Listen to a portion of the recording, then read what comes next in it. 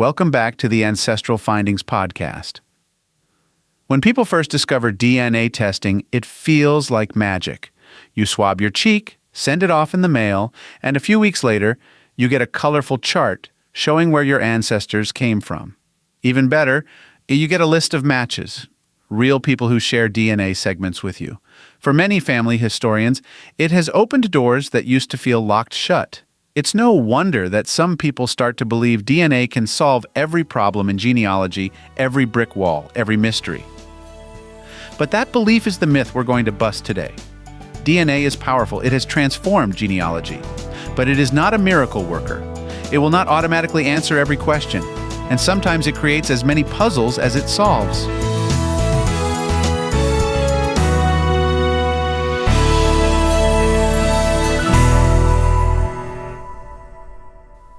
So, where did this myth come from?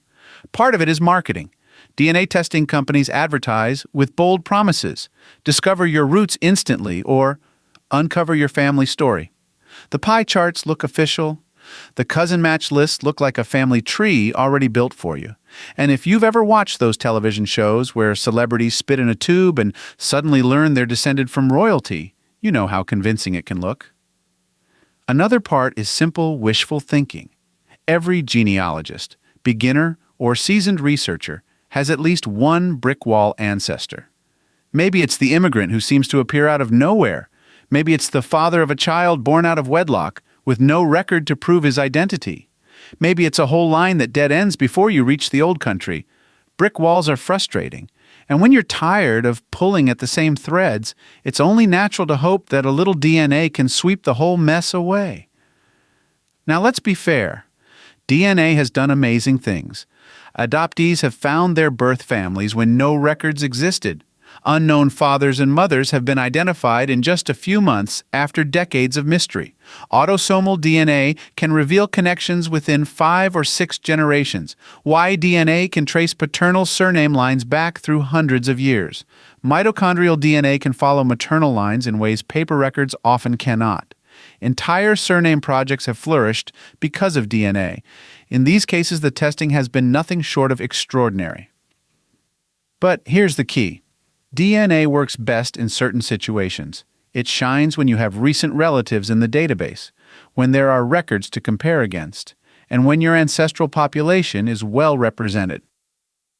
Outside of those conditions, its power fades. Let's talk about some of those limits. One big one is endogamy. That's when communities marry mostly within themselves, cousins marrying cousins for generations. This happened in groups like the Acadians of Canada, Ashkenazi Jewish populations in Europe, and island communities like Polynesia. In those places, everyone is related to everyone else. The DNA test will show you thousands of cousins, but it's nearly impossible to separate which line connects where. Instead of a clear family tree, you get a tangled knot. Another limit is database coverage. DNA is only as useful as the people you can compare it against. If your ancestors came from a small village in rural Africa or the Carpathian Mountains of Eastern Europe, chances are very few people from that community have tested. Without that representation, your matches may not point you anywhere useful. And then there's generational distance. You get about half your DNA from your parents, a quarter from each grandparent, an eighth from each great-grandparent, and so on. By the time you reach 7 or 8 generations back, some ancestors may have left you no DNA at all. They are still your ancestors, but your body doesn't carry their genetic code anymore. That means DNA can't confirm every branch of your tree, especially in the deeper past. I'll give you a few examples to show how this plays out. A researcher I know wanted to identify a 4th great-grandparent from the 1700s. They hoped DNA would be the answer. The results did point to a cluster of families in the Wright County, but that was as far as it went. The DNA could not reach far enough back with precision. Only records, land deeds, wills, and parish registers could narrow it further. Another case involved an adoptee searching for parents. DNA gave them dozens of matches, but none close enough to point to a mother or father directly. Without cooperation from those cousins, and without good records, the search stalled. DNA had opened the door a crack, but it couldn't push it open. And then there's the spaghetti bowl of endogamy. If you've ever looked at an Akkadian DNA match list, you know what I mean. Thousands of people, all related in overlapping ways. The matches are real, but they're not specific enough to solve one person's mystery. You need careful triangulation and, once again, documents to make sense of it. So, what's the smart way to use DNA? Think of it as one more tool in the kit. It is a light that shines on part of the path, but it's not the whole journey.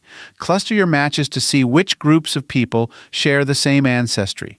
Always check those results against traditional records: birth, marriage, death, deeds, and church registers.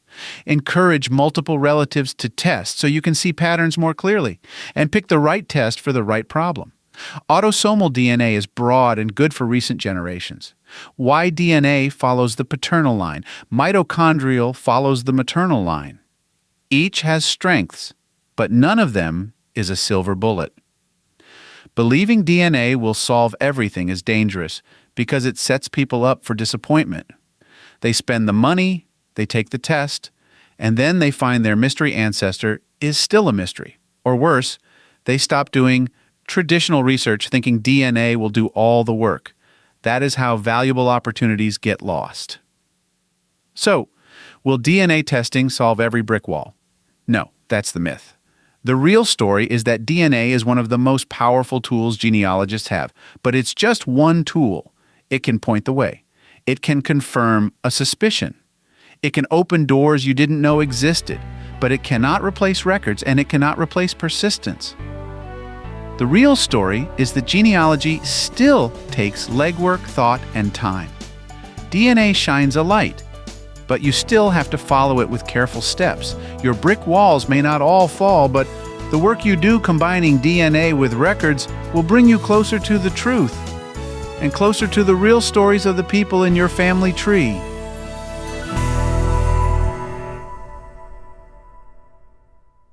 If you've got a hard-to-find ancestor you're stuck on, I'd love to hear about it.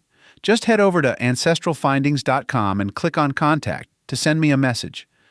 While you're there, take advantage of our free weekly genealogy lookups. Explore thousands of articles and enjoy hundreds of podcast episodes.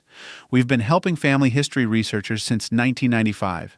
And if you're looking for even more, check out our Genealogy Gold Q&A series over on Patreon.